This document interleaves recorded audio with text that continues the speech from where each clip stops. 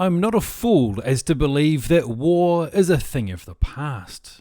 I know the people do not want war, but there's no use in saying we cannot be pushed into another war.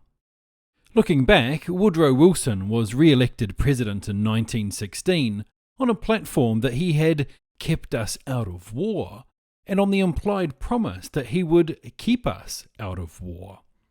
Yet 5 months later, he asked Congress to declare war on Germany. In that 5-month interval, the people had not been asked whether they had changed their minds.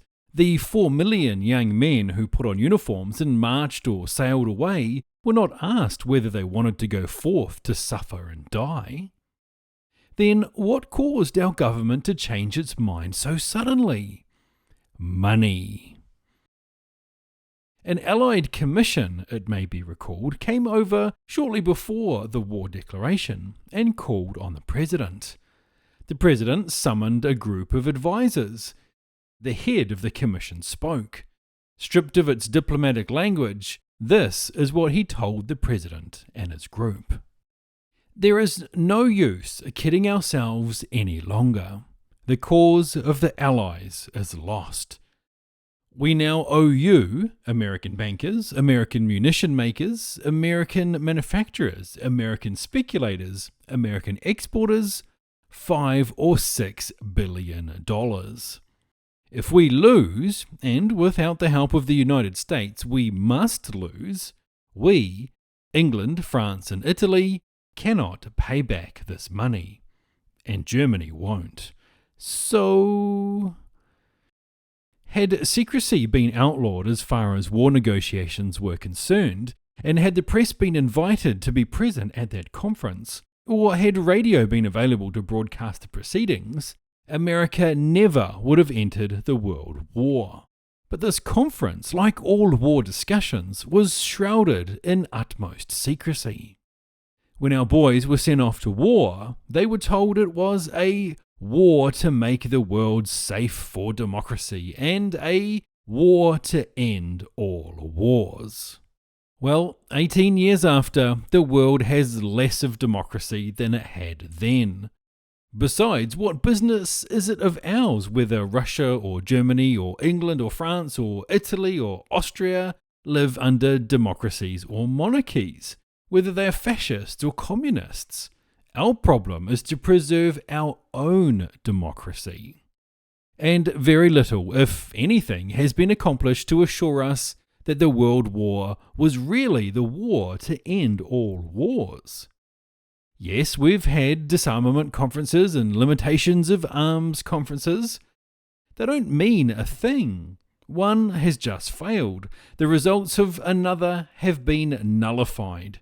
We send our professional soldiers and our sailors and our politicians and our diplomats to these conferences, and what happens? The professional soldiers and sailors don't want to disarm. No admiral wants to be without a ship, and no general wants to be without a command. Both mean men without jobs. They are not for disarmament. They cannot be for limitations of arms.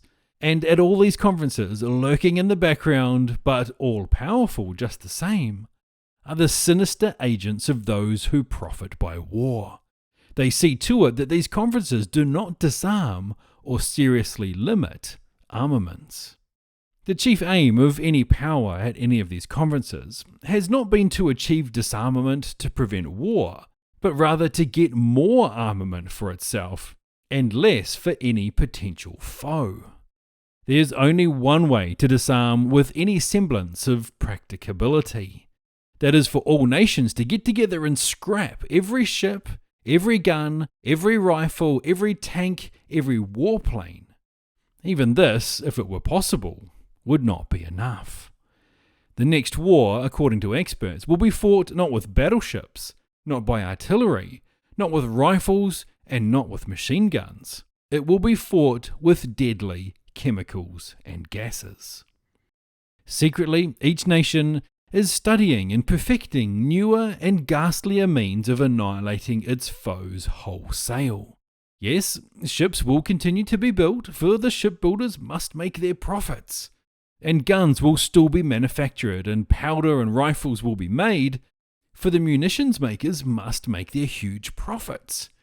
And the soldiers, of course, must wear uniforms, for the manufacturer must make their war profits too. But victory or defeat will be determined by the skill and ingenuity of our scientists. If we put them to work making poison gas and more fiendish mechanical and explosive instruments of destruction, they will have no time for the constructive job of building greater prosperity for all peoples. By putting them to this useful job, we can all make more money out of peace than we can out of war, even the munitions makers.